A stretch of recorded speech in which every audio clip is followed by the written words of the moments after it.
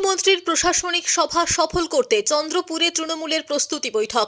আগামীকাল রবিবার সিউড়ির চাঁদমারি ময়দানে রাজ্যের মাননীয় মুখ্যমন্ত্রী মমতা বন্দ্যোপাধ্যায় একটি পরিষেবা প্রদান অনুষ্ঠানে যোগ দেবেন এবং বিভিন্ন প্রকল্পের সুবিধা বোকারীদের সরকারি পরিষেবা প্রদান করবেন।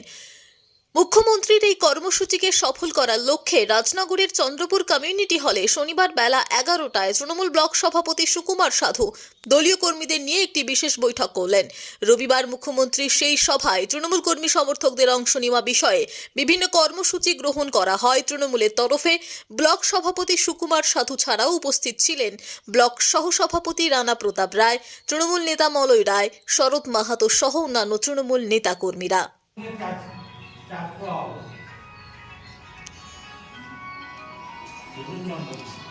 প্রত্যেক অঞ্চলে ভাবে যাবে।